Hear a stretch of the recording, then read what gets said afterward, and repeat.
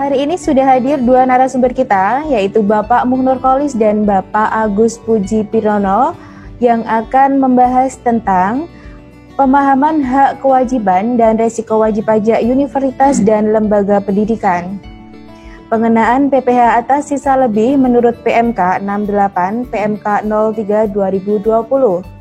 Syarat dan ketentuan pembebasan PPh atas sisa lebih universitas.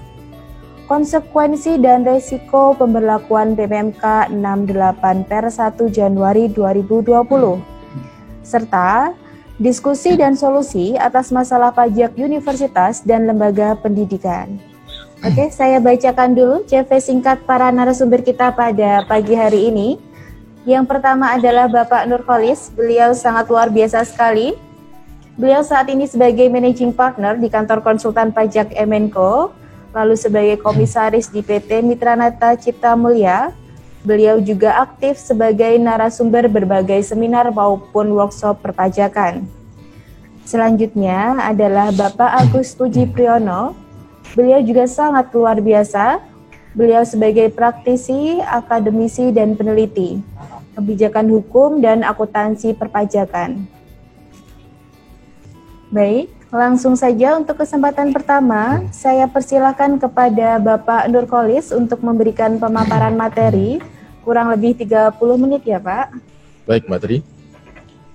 Assalamualaikum warahmatullahi wabarakatuh, Bapak Ibu, teman-teman semuanya. Alhamdulillah pada pagi hari ini kita diberikan kesehatan sehingga bisa bertemu kembali bagi yang kemarin sudah mengikuti webinar kita yang kedua. Ya mudah-mudahan hari ini kita bisa menuntaskan materi kita dan bisa memberikan kemanfaatan buat Bapak Ibu sekalian. Ya, jadi tema pada webinar yang ketiga ini adalah mengintip resiko pajak universitas dan lembaga pendidikan tahun 2020. Ya, jadi ada kata-kata tahun 2020. Kenapa tahun 2020? Karena ada aturan baru yang mulai berlaku sejak 1 Januari tahun 2020. Yang ini harus dicermati oleh teman-teman yang ada di universitas. Ya, tentunya yang swasta ya, karena yang negeri, yang itu misalnya BLU atau bendaharawan pemerintah itu memang bukan subjek pajak, jadi tidak ada risiko pajak penghasilannya. Tapi risiko pajak yang lain mungkin ada ya di outputnya, PPh 21 dan lain-lainnya. Jadi kenapa saya atau kami mengambil materi ini, karena beberapa waktu yang lalu banyak di antara teman-teman universitas kita itu mendapatkan resiko pajak ya berupa sanksi-sanksi atau ada himbauan-himbauan, bahkan ada yang dilakukan pemeriksaan dan kemudian outputnya adalah kekurangan bayar pajak yang jumlahnya sangat signifikan ya, sangat signifikan. Dan kesalahannya ternyata sangat sepele ya, hanya karena memang ketidakpahaman kita ya. Nah, terutama adalah masalah sisa lebih ya, tahun-tahun yang lalu potensi pajak yang timbul di teman-teman universitas kita adalah di sisa lebihnya. Maka hari ini kita akan kupas tuntas bagaimana peraturan kita ke depan, apa perbedaannya dengan aturan yang lama, dan nanti Mas Agus, sahabat saya ini akan menyampaikan karena beliau meneliti universitas, dan nanti akan disampaikan kira-kira bolong-bolongnya universitas itu seperti apa. Nanti akan disampaikan juga. Ya, mudah-mudahan hari ini kita diberikan kekuatan, insya Allah sampai jam maksimal ya setengah 12 gitu ya, maksimal ya untuk bisa memahami materi ini. Baik, saya akan mulai dari PMK 68 ya, nanti akan saya kupas PMK-nya, saya akan perbandingkan dengan PMK yang lama. Karena yang lama ini pun juga masih berlaku kalau untuk tahun pajak 2019 sebelumnya ya ke bawah. Itu masih diberlakukan ya. Nah, PMK ini judulnya adalah perlakuan PPh atas beasiswa. Ya, dan sisa lebih. Jadi ada dua tema dalam PMK ini, yaitu beasiswa dan sisa lebih. Jadi kenapa ini disampaikan? Ya, karena latar belakangnya adalah dari sangat care-nya Menteri Keuangan kita Bu Sri Mulyani terkait dengan dunia pendidikan. Ya, latar belakangnya adalah investasi dalam bentuk kebijakan pendidikan dan penelitian, bla bla bla. Itu menjadi bagian komprehensif, ya menyeluruh untuk meningkatkan kualitas pembangunan di Indonesia. Pendidikan dan penelitian. Ya. Maka kemudian PMK ini keluar, ya tujuannya untuk meningkatkan kualitas pembangunan pendidikan di Indonesia. Kemudian di PMK ini punya tujuan apa? Meningkatkan kualitas sumber daya manusia, ya ini melalui beasiswa, ya. Jadi semua beasiswa itu nanti bisa menjadi biaya, ya. Apakah beasiswa ini dimanfaatkan di luar negeri atau di dalam negeri sekalipun, ya. Boleh menjadi biaya bagi pihak yang memberikan atau membayarkan beasiswa ini. Kemudian yang kedua, untuk mengoptimalkan penggunaan dana beasiswa, ya, serta penghitungan penggunaan sisa lebih. Nanti akan ada kelonggaran nih. Aturan yang baru di PMK ini adalah sisa lebih ini bisa digunakan untuk hal lain selain sarana dan prasarana. Yaitu apa? Yaitu pengalokasian kepada dana abadi. Dana abadi, ya, disimpan di dalam satu bank atau di tempat lain. Yang penting itu dana tidak boleh dimanfaatkan untuk operasional, ya, harus untuk pengembangan masa depan, gitu ya. Kemudian juga nanti ada tambahan, sisa lebih itu ternyata boleh juga disumbangkan kepada badan atau lembaga pendidikan yang lain. Ya, mungkin kampus kita, universitas kita kesulitan mengalokasikan sisa lebih, ada peluang, ada pintu keluar supaya tidak dikenai pajak, ya. Oke, sekarang kita akan lihat lebih detailnya karena ada dua tema, beasiswa dan sisa lebih. Hari ini kita fokus pada sisa lebih, ya. Baik, ya, sebelum kita masuk kita perlu lihat sejarah. Ya. Sejarah tentang peraturan terkait dengan lembaga pendidikan. Kita tahu undang-undang pajak penghasilan kita itu baru mulai self assessment itu mulai tahun 83. Sebelumnya masih official assessment. Nah, ternyata perlakuan perpajakan untuk yayasan pendidikan itu sama, ya. Sejak tahun 83 reformasi undang-undang pajak kita sampai hari ini perlakuannya sama, ya. Perlakuannya sama, yaitu sebagai subjek pajak, ya. Sebagai subjek pajak di sini, ya. Subjek pajak. Ini ya semua jawabannya, ya. Tidak ada yang mengatakan undang-undang itu yayasan bukan subjek pajak. Yayasan tetap subjek pajak. Siapa subjek pajak itu? Undang-undang menentukan. Subjek pajak di pasal 2 Undang-Undang Pajak Penghasilan adalah mereka pihak-pihak yang akan dibebani pajak penghasilan kalau punya pasangan. Apa pasangan subjek agar dia bisa dikenai pajak penghasilan? Ya, pasangannya adalah objek. Apa objeknya? Pajak penghasilan. Pajak yang dikenakan atas penghasilan. Ya, maka objeknya adalah penghasilan. Nah, pertanyaannya, apakah yayasan yang mendapatkan penghasilan atau sisa lebih ini kena pajak apa tidak? Nah, masing-masing undang-undang ini pernah mengatur dan berbeda-beda aturannya. Kita lihat aturan 83. Ya, aturan 83 ini sampai dengan 91 ini ya sama nih. Bahwa penghasilan yayasan dari usaha yang semata-mata ditujukan untuk kepentingan umum ini bukan objek pajak. Nah, kepentingan umum ini apa? Kemudian dibatasi, dilimitasi oleh ada aturan, ya. Di bawahnya adalah keagamaan, pendidikan, kesehatan dan kebudayaan. Ya. Ada keagamaan, pendidikan, kesehatan, kebudayaan. Ini yang penghasilannya dari 83 sampai Undang-Undang 91 itu bukan objek pajak, ya. Kemudian 94 ya sampai dengan 2000 ini perlakuannya sama, ini hilang nih, nggak ada nih. Berarti apa? Penghasilan yang diterima yayasan itu objek pajak.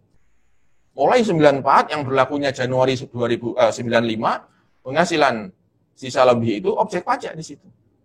Ya, pengecualian non objeknya nggak diatur. Nah, kemudian pengaturannya ada di keputusan Dirjen Pajak nih. Ya. Sehingga mulai tahun 95 itu menjadi objek pajak. Yang sebelumnya bukan objek pajak, penghasilan yayasan ini, kemudian mulai 95 itu menjadi objek pajak. Ya.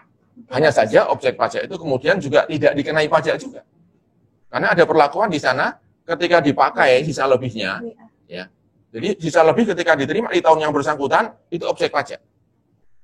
Ya, tapi baru dikenai pajak nanti tahun berikutnya. Ya. Ketika dipakai, baru dipakai menjadi penghasilan, ya, dipakai menjadi penghasilan. Untuk bangun gedung tahun berikutnya jadi penghasilan dan senilai itu langsung jadi biaya juga. Berarti netral, ya. Sehingga tahun 95 sampai dengan tahun 2007 tidak kena pajak juga sebetulnya, ya, yayasan pendidikan. Kemudian tahun 2008 ya, undang-undang terakhir yang teramandemen, ada perubahan lagi. Apa perubahannya? Sisa lebih yang ditanamkan dalam sarana pendidikan, prasarana pendidikan, termasuk litbang ya. Ini tidak kena pajak, tapi ada persyaratannya.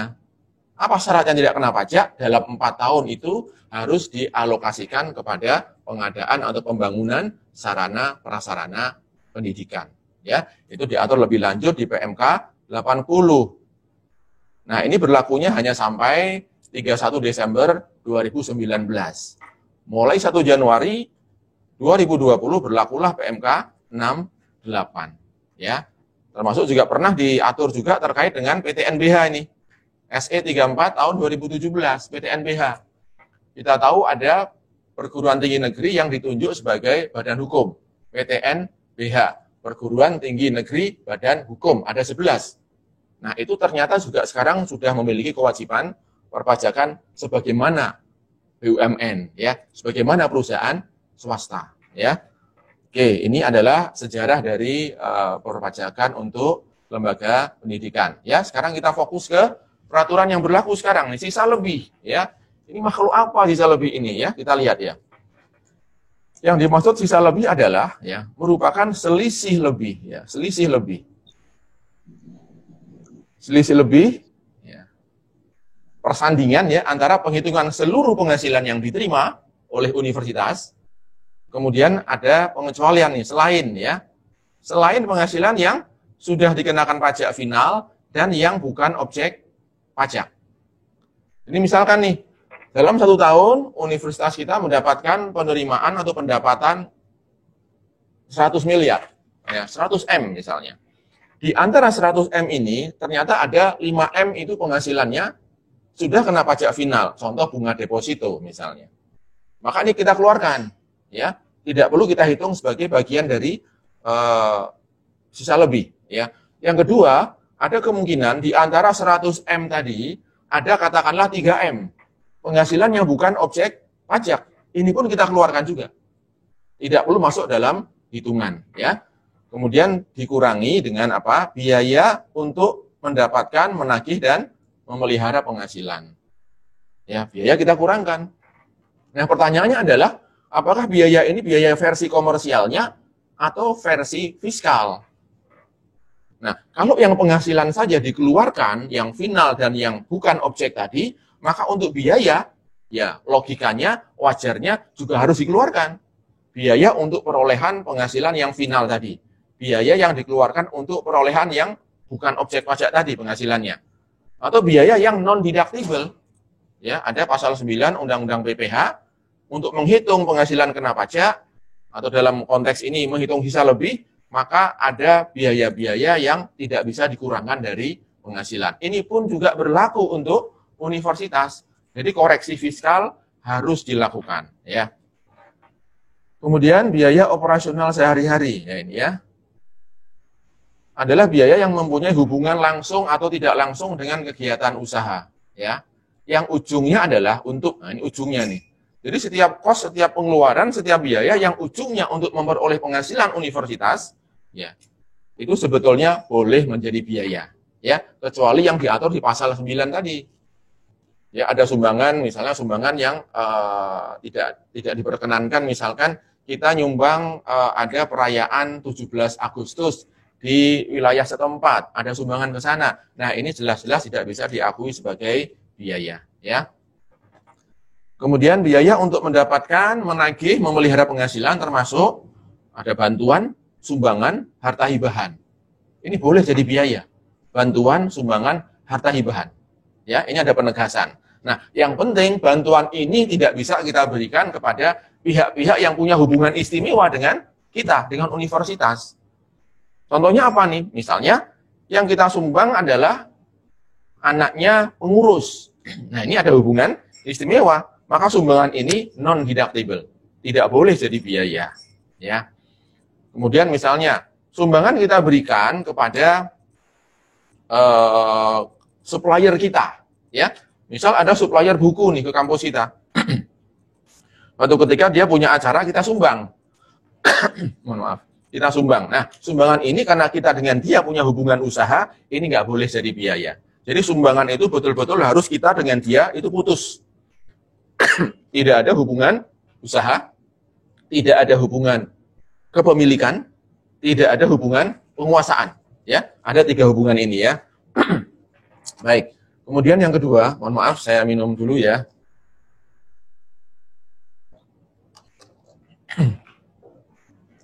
Baik. Yang kedua adalah biaya operasional untuk penyelenggaraan pendidikan. Ini jelas boleh jadi biaya ya, biaya akademis misalnya. Biaya pengadaan barang dan jasa yang digunakan untuk mendukung operasional. Ini jelas boleh ya, karena untuk aktivitas kegiatan pendidikan kita. Biaya untuk meningkatkan kapasitas mutu dan layanan. Nah, ini boleh juga nih, karena ujungnya adalah untuk kegiatan pendidikan kita, termasuk pengabdian masyarakat. Ya, baksos itu kan pengabdian masyarakat, boleh nggak? Boleh. Pengabdian masyarakat, ya, boleh jadi biaya.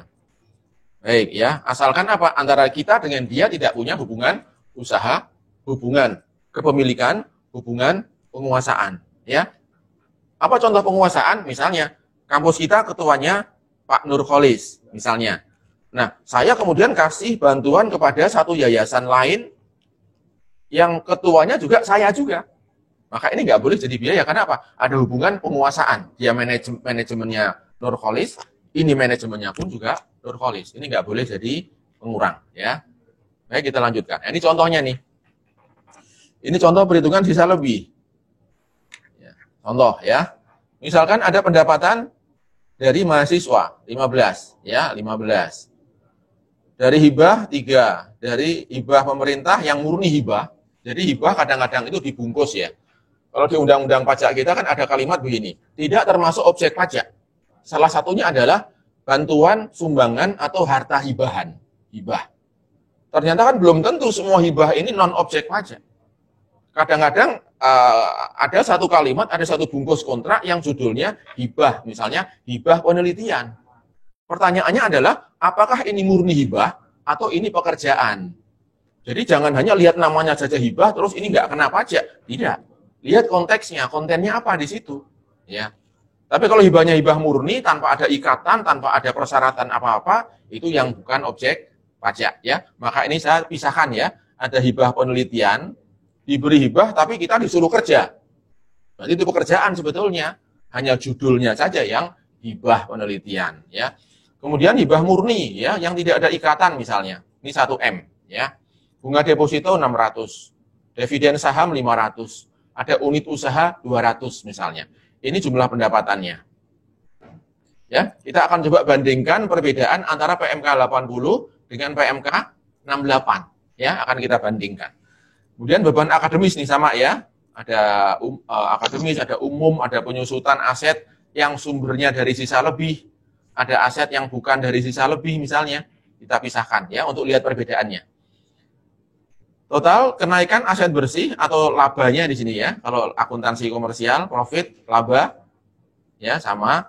Nah sekarang kita lihat nih perlakuannya, yang dikoreksi fiskal di sini kita lihat.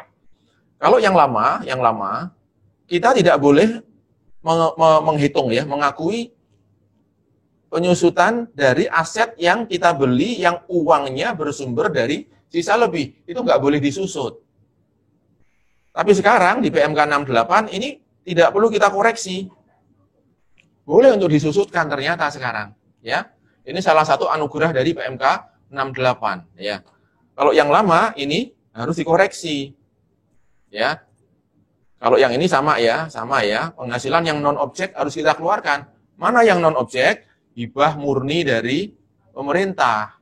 Ya, ini ada aturan, kalau sebuah yayasan mendapatkan hibah, bantuan, sumbangan, subsidi dari pemerintah, itu bukan objek pajak. Ya, maka itu kita keluarkan nih. Kita keluarkan. Kemudian ada penghasilan bunga deposito. Perlakuannya adalah final. Ketika terima bunga deposito dari bank, langsung dipotong 20%, pemerintah menetapkan bunga deposito ini sifatnya final. Apa final itu maknanya? Waktu kita ngitung penghasilan kena pajaknya, atau sisa lebihnya, ini keluar juga nih. Ya. Jadi ada dua kelompok penghasilan yang kalau kita di SPT kita masing-masing misalnya, yang tidak perlu kena pajak ada dua. Yang tidak usah dihitung pajaknya lagi. Penghasilan yang sudah kena pajak final, dan penghasilan yang oleh undang-undang dikecualikan atau non-objek pajak, ya. Maka di sini akan ada perbedaan. Menurut PMK 80, sisa lebih kita 6,7 M. Menurut PMK 68, sisa lebih kita menjadi 6, ya. Nah ini. Nah, sisa lebih inilah yang kemudian harus kita alokasikan. Ini sebetulnya objek pajak, harus dikenai pajak. Saya pernah melihat salah satu universitas yang dia bayar pajak atas sisa lebihnya. Kenapa? Dia nggak pernah mengembangkan dalam sarana dan prasarana. Dia nggak pernah bangun, jarang sekali membangun, maka akhirnya apa? Sisa lebihnya harus dia bayar pajaknya. Nah, inilah yang akan kita bahas pada hari ini. Misalkan nih sisa lebih, ya sisa lebih ini, saya masuk ke Excel ya, maaf ya. Oke. Ya, misalkan nih tahun 2019 ya. Kita punya sisa lebih nih, sisa lebih. Misalkan tadi 6,7 miliar, sisa lebih. Maka atas sisa lebih ini harus teralokasikan di tahun 2020, 2021, 2022, 2023. Ya. 4 tahun harus selesai, harus habis.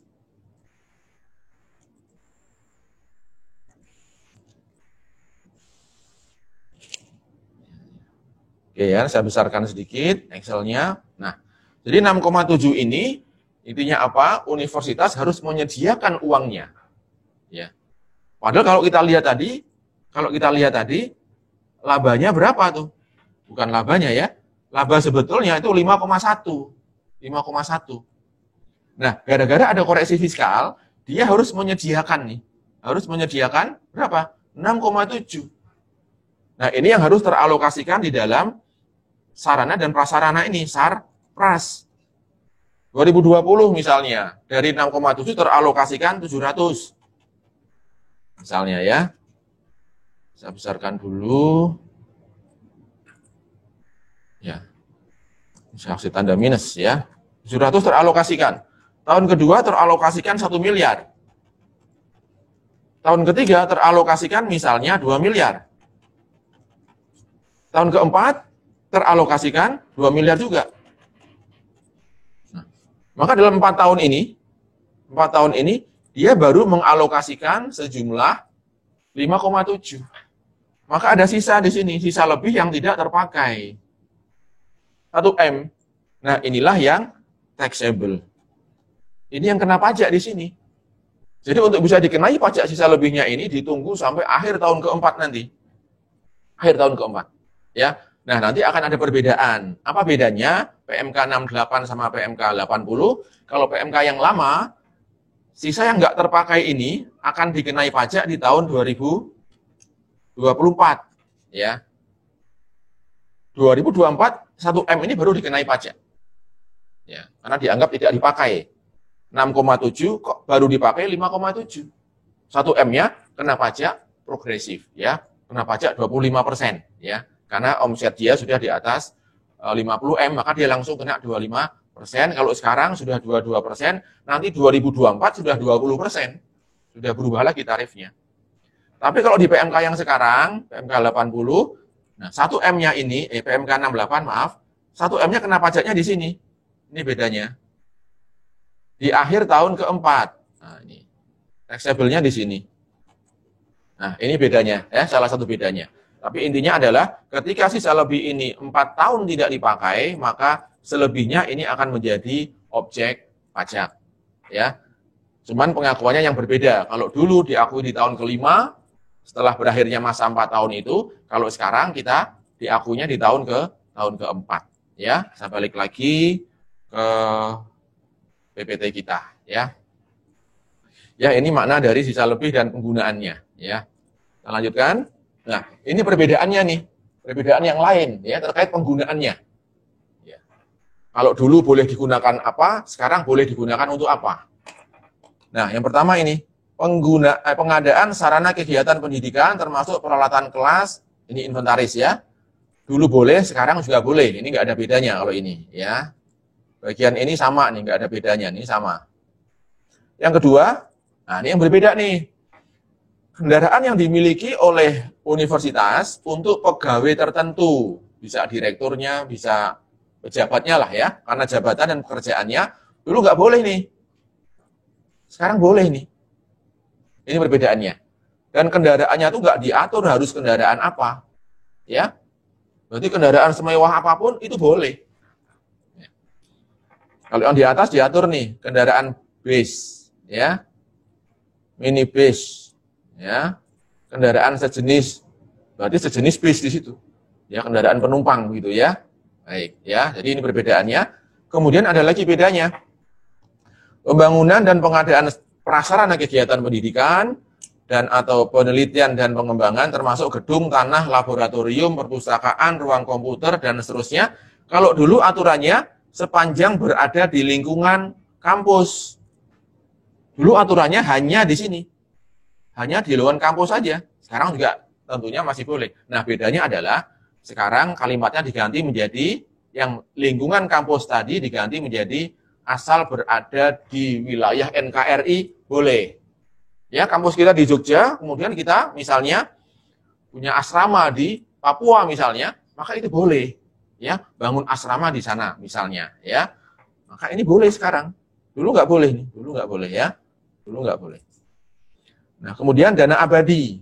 Ya, kalau kita susah mengalokasikan karena kita jarang membangun, uangnya tersisa, masukkan dana abadi. Ya, masukkan deposito atau tabungan. Ya, dulu nggak boleh, ya.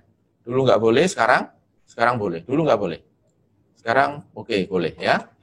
Kemudian tambahannya adalah diberikan kepada badan atau lembaga pendidikan yang lain. Ya, ke kampus sebelah boleh, ke SMA, SMK boleh, ke SD, SMP boleh dikasih. Dulu nggak boleh ya. Nah, ini cara pemerintah untuk mengoptimalkan dana-dana itu biar kembali kepada pendidikan. Sumbernya dari pendidikan, mahasiswa, ya, sumbangan SPP misalnya, keluarnya pun juga nanti ke pendidikan lagi. Ya, jadi optimal ya, jadi optimal tanpa dikenai pajak ya. Baik, kita lanjutkan. Nah, sekarang dana abadi seperti apa dana abadi itu? Nah, kalimatnya adalah termasuk dalam pembangunan dan pengadaan sarana prasarana kegiatan pendidikan ya. Ini merupakan penggunaan sisa lebih yang dialokasikan dalam bentuk dana abadi. Ya, jadi boleh nih dana abadi. Nah, ini ya. Apa dana abadi itu? Dana yang bersifat abadi, tidak boleh dipakai-pakai ya, untuk menjamin keberlangsungan program pendidikan yang tidak dapat digunakan. Nah ini, tidak dapat digunakan untuk kegiatan operasional. Ya, hanya disimpan, kemudian hasilnya silakan buat operasional. Syukur-syukur buat bangun gedung lagi. Ya. Tapi pokoknya tidak boleh diambil, terkurangi tidak boleh. Namanya abadi itu harus di situ terus ya. Nah, ada persyaratannya ini. Bisa dialokasikan kepada dana abadi, syaratnya adalah, nah ini harus diingat nih, syaratnya adalah badan atau lembaga, ya, itu harus akred tertinggi, ya, berarti A ya akrednya ya, akred tertinggi. Kalau yang B tidak bisa dana abadi, harus bangun lagi, ya, harus mengembangkan dulu, ya, baru bisa ke dana abadi. Kemudian penggunaan dana abadi ini, ya, ke dana abadi ini alokasinya harus disetujui oleh pimpinan perguruan tinggi, ya. Kemudian majelis wali amanat atau badan penyelenggara perguruan tingginya. Dan tambahan lagi yang terakhir, pejabat instansi pemerintah yang terkait ya, yang membidangi bidang pendidikan kita. Apakah itu ada di Dikti ataukah di Diknas misalnya, ya. Nah, itu harus ada tanda tangannya. Ya. 3 pihak itu kalau ada alokasi ke dana abadi. Kalau tanpa alokasi dana abadi tidak perlu melibatkan pihak-pihak ini, ya, cukup dari badan penyelenggara sudah cukup, ya, atau ketua yayasan sudah cukup, ya. Tapi kalau dana abadi harus melibatkan minimal 3, pimpinan universitasnya, pimpinan yayasannya, kemudian instansi yang membidanginya, minimal itu. Kalau mau diamanahkan ke dana abadi, ya. Kemudian syarat terakhirnya adalah telah terdapat pengaturan terkait dana abadi. Nah, berarti ini kan belum ada pengaturannya, maka saat ini belum boleh kita alokasikan ke dana abadi. Ya, kita harus menunggu peraturan presiden atau peraturan menteri nanti yang mengeluarkan ketentuan terkait dengan dana abadi ini. Ya, mudah-mudahan segera bisa keluar. Ya. Nah, ini dia ya. Dana abadi dapat dikembangkan berdasarkan praktek bisnis yang sehat dan resiko yang terkelola dengan memperhatikan prinsip tata kelola yang baik. Nah, hasilnya itu kena pajak juga nanti. Misalkan masuk ke deposito, ya atas bunganya tetap kena pajak, nggak ada pengecualian. Ya. Kemudian dapat digunakan untuk kegiatan operasional. Hasil bunga deposito yang sudah dipotong 20% untuk operasional. Silahkan. Untuk bangun gedung lagi, boleh, nggak ada larangan. Ya. Nah, kemudian, ini ada satu ancaman ya, dalam hal dana abadi tidak sesuai ketentuan. Misal nih, masuk ke deposito dana abadi 100 miliar. Kita tarik 10M untuk misalnya bangun mall, ya, bangun rumah sakit misalnya, ya, bangun SPBU misalnya. Nah, ini nggak sesuai dengan peruntukannya dana abadi. Nah, ketika ketahuan ada 20M keluar untuk bikin SPBU misalnya, maka saat ditemukan itu akan menjadi objek pajak. Katakan ditemukannya di tahun 2022. Maka 2022 ketahuan ada 20M yang keluar dari dana abadi, maka akan langsung dianggap sebagai penghasilan di tahun 2022 itu, tahun ditemukannya, ya. Ini dana abadi. Nah, selain dana abadi, ternyata masih ada peluang lain, ya. Kesulitan mengalokasikan sisa lebih. Maka penggunaan sisa lebih, ya, dalam bentuk pembangunan, pengadaan sarpras selain dana abadi dapat juga diberikan kepada badan atau lembaga lain. Badan atau lembaga lain ini maksudnya adalah badan pendidikan, ya, atau lembaga pendidikan lainnya, ya. Sepanjang berada dalam wilayah NKRI, ya, harus di NKRI. Kalau keluar negeri kita sumbang di sana, ini nggak bisa, ya. Dan kemudian yang kita sumbangkan tadi dari sisa lebih itu tidak bisa menjadi pengurang penghasilan bruto, tidak bisa menjadi biaya kita, ya. Bisanya adalah menjadi pengurang dari sisa lebih. Nah, ini dalam menyusun SPT ini perlu kita perhatikan, ya. Saya buat perbandingan yang lama dengan yang sekarang, ya. Ini kewajiban formal. Beberapa kampus itu terkena sanksi pajak gara-gara kewajiban formal yang tidak dilakukan, ya. Nah, ini yang pertama adalah kalau di PMK 80 yang masih berlaku sampai tahun pajak 2019, wajib nih, universitas wajib memberitahukan rencana fisik. Sisa lebih 6 miliar. Ini mau diapain 6M ini? Apa rencanamu? Untuk bangun gedung ini berapa, ini berapa, ini berapa, ukurannya berapa. Itu harus disampaikan, rencana fisik sederhana, ya. Termasuk ada RAB-nya di situ, harus dimasukkan.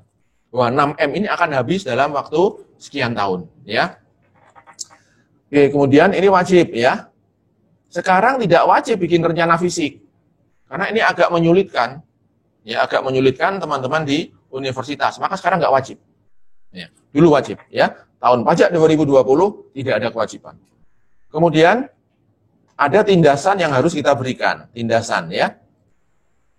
Jadi pemberitahuan kita ke kantor pajak yang terlampir di SPT dibuat tindasan, kemudian dikirimkan kepada instansi yang membidangi kita. Berarti ke Dikti atau Diknas, ya. Ditindaskan ke sana, ya. Nah, dulu wajib, ya. Sekarang nggak wajib nih. Nggak ada kewajiban menindaskan, ya. Hanya melampirkan di SPT saja selesai. Ini memudahkan, ya. Kemudian membuat surat pernyataan penggunaan sisa lebih. Dulu lampirannya, ya, di samping pemberitahuan tadi ini, juga kita harus membuat lagi surat pernyataan bahwa sisa lebih yang 6 miliar tadi, contohnya, itu akan digunakan dalam 4 tahun. Jadi pimpinan ke yayasan kita buat surat pernyataan bahwa 6M ini akan kami alokasikan, ini, 4 tahun akan habis. Gitu, ya. Jadi ini janji, ya, pernyataan atau janji. Nah, sekarang nggak ada kewajiban lagi. Ya. Kemudian pencatatan tersendiri sisa lebih. Akuntansi tersendiri. Berarti ada akun sendiri, ini dulu hukumnya wajib. Sekarang hukumnya tidak wajib. Tapi kalau mau mencatat akuntansi tersendiri itu diserahkan kepada kita. Karena tujuan akuntansi kan untuk mengamankan harta salah satunya. Untuk mengendalikan harta. Maka sebaiknya ya kita buat akun itu. Akun khusus untuk kita bisa memantau sisa lebih itu, ya. Tapi nggak wajib. Kalau yang dulu hukumnya wajib, ya. Kemudian laporan penyediaan dan penggunaan sisa lebih. Dulu juga dilampirkan di SPT. Jadi sisa lebih yang lama-lama itu kemudian dihitung realisasinya berapa. Janjimu yang dulu-dulu itu hitung, mana itu? Dulu wajib. Sekarang juga wajib, sama ini. Nah ini wajib juga. Ya. Kemudian yang keenam, membuat catatan penggunaan sisa lebih yang dilampiri dengan bukti pendukung. Nah, ini nih yang baru nih. Dilampiri bukti pendukung. Ini agak berat nih administrasinya. Dulu nggak ada nih aturan ini. Dulu aturannya hanya pencatatan saja. Tapi dilampiri bukti pendukung tidak ada. Nah, di PMK ini, salah satu kontrol pemerintah atau melalui Ditjen Pajak adalah dengan membuat nih, sisa lebih yang dijanjikan berapa, nanti sampai akhir tahun keempat, itu bukti-buktinya harus di administrasi dengan baik. 6 miliar sisa lebih, maka sampai akhir tahun keempat harus ada bukti 6 miliar itu. Ketika bukti yang dicari ternyata misalnya yang terkumpul hanya 5 miliar saja, ketika diperiksa oleh kantor pajak yang 1M berarti tidak bisa diyakini bahwa itu merupakan penggunaan sisa lebih. Ya. Jadi ini yang paling baru dan mulai 1 Januari ini sudah harus kita perhatikan. Mulai 1 tahun ya 2020. Nah, ini harus kita administrasi dengan baik ya. Kemudian nih, ancamannya apa kalau kita nggak melakukan itu? Ya, istilahnya apa? Perlakuan sebagai objek pajak itu kapan? Ya, ini aturan lama, ini aturan baru. Ya, sisa lebih tidak digunakan dalam 4 tahun. Misalkan kita punya sisa lebih 6 miliar tadi, ya. Tahun pertama, kedua, ketiga, keempat, sisa 1 miliar. Maka di aturan yang lama, itu menjadi objek pajak tahun ke-5. Aturan yang baru, tahun ke-4. Ya, contoh yang kita jelaskan barusan tadi ya.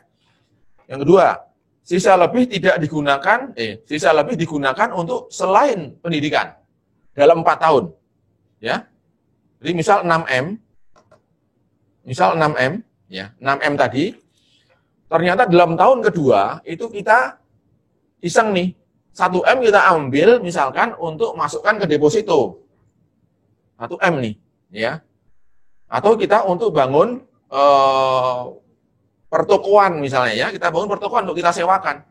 Nah, ini berarti tidak untuk kegiatan pendidikan sisa lebihnya. Nah, kalau aturan yang lama ketahuan nih tahun kedua itu ada yang non surplus kita gunakannya, maka akan menjadi objek pajak di tahun perolehannya sisa lebih itu. 2019 ada sisa lebih 6M tadi ya, 6M. 20, 21, 22 ketahuan nih 1M keluar nih untuk bikin toko, bikin gedung. Maka pajak dikenakannya di sini tahun sumbernya. Bukan tahun ditemukan dia membangunnya, di tahun sumbernya dia dikenakan, ya. Nah, kalau yang sekarang ini nggak ada pengaturannya.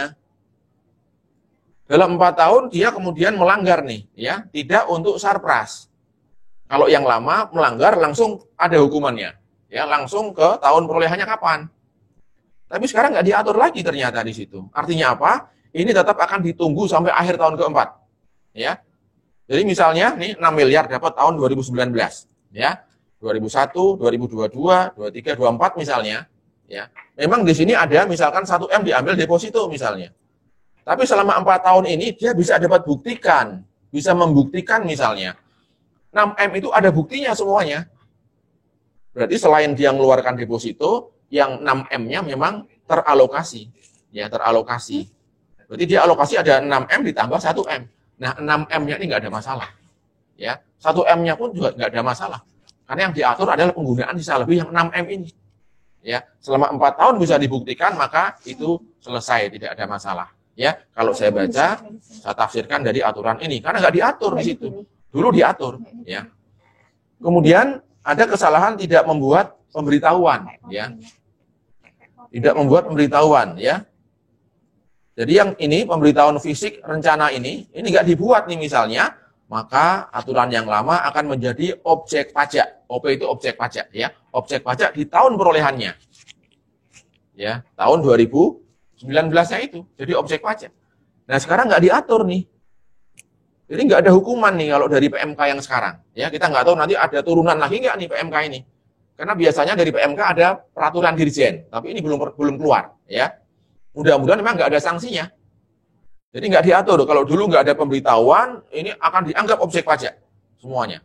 Ya. Nah nanti mudah-mudahan kalau memang SPT masuk nggak ada pemberitahuan, orang pajak atau KPP nanti akan memberikan surat pemberitahuan. Kamu ini kurang loh pemberitahuannya, ayo dibuat. Ya. Nanti akan diingatkan mudah-mudahan ya. Kemudian dana abadi tidak dialokasikan sesuai ketentuan. Dana abadi 100M, 20M untuk bikin SPBU misalnya. Ya. Diatur nama nggak diatur ya, karena dana abadi nggak ada. Diatur yang baru, dana abadi yang diambil tadi, ya itu akan menjadi objek pajak pada tahun ditemukannya. Ya. Nah ini ada laporannya ya. Laporan yang harus dibuat untuk tahun pajak 2020, ini yang terakhir nih. Sudah 30 menit ya Mbak Tri ya. Sudah Pak. Terakhir ini laporannya Pak Ibu ya.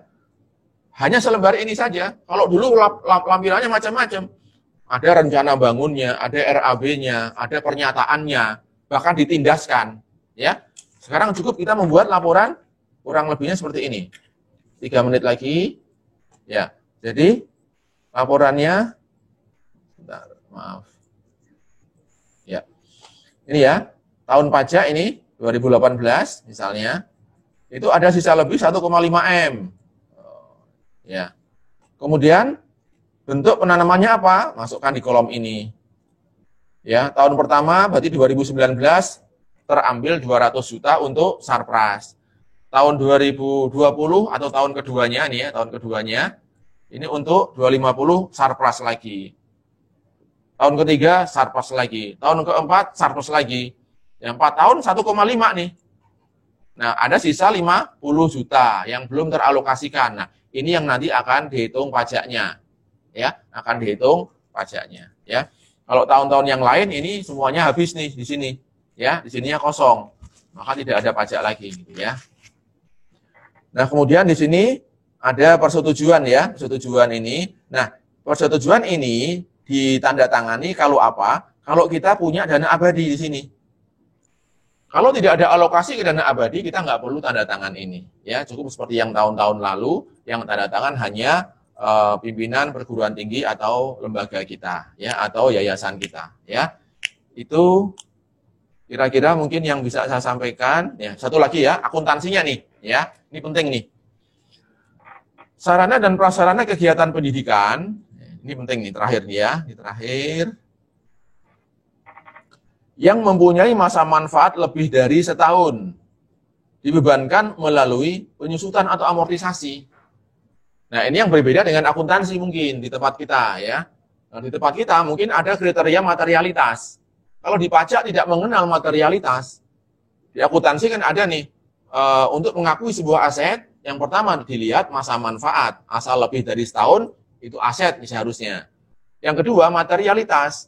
Kalau cuma harganya di bawah 1 juta, daripada kita mengadministrasikan repot, capek, ya, cost over benefit, maka ya sudahlah, yang di bawah 1 juta langsung kita biayakan, ya.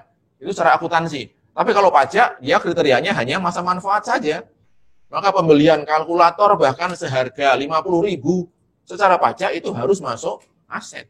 Kenapa? Masa manfaatnya lewat dari setahun.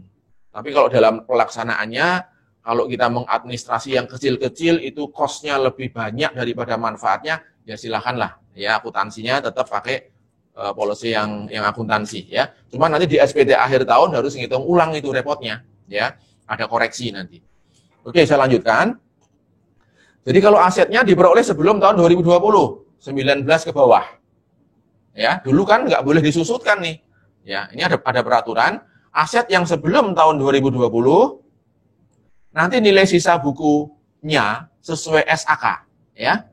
Sisa buku sesuai akuntansi komersial kita akan dianggap sebagai harga perolehan. Jadi per 1 Januari ya sebaiknya ada adjustment di situ. Yang sudah kita susut itu nilai bukunya berapa itu jadi harga perolehan baru. Harga perolehan baru, ya. Nah, nanti akan disusut dengan masa manfaat yang baru juga di situ. Ya, karena PMK menganggap ini harga beli baru dianggapnya. Maka penyusutannya pun juga harus sesuai dengan seolah-olah barang baru ini, gitu ya. Nah, tapi kalau nanti pembeliannya sejak tahun 2020 ya sesuai aturan PPh ya, sesuai harga perolehannya berapa. Ya, ini untuk mencatat aset yang dibeli sebelum tahun 2020. Oke, kemudian sisa lebih yang diterima sampai dengan 2019, kalau kita masih punya sisa, itu masih mengikuti aturan ini ya, untuk tahun pajak sampai 2019. Jadi kalau SPT kita hari ini belum masuk, kita masih menggunakan aturan PMK 80 untuk tahun 2019. Kita mau membetulkan SPT kita pakai aturan yang lama. Tapi tahun depan untuk memasukkan SPT 2020, kita harus menggunakan PMK 68 ya. Kemudian sisa yang lebih dari tahun-tahun sebelumnya nanti akan digunakan berikutnya sebagai saldo awal 2020 ya. Mungkin ini dari saya karena sudah kelewat nih waktunya lumayan banyak, mohon maaf. Silahkan Mbak Tri dilanjutkan ke sesi yang berikutnya. Terima kasih. Assalamualaikum warahmatullahi wabarakatuh.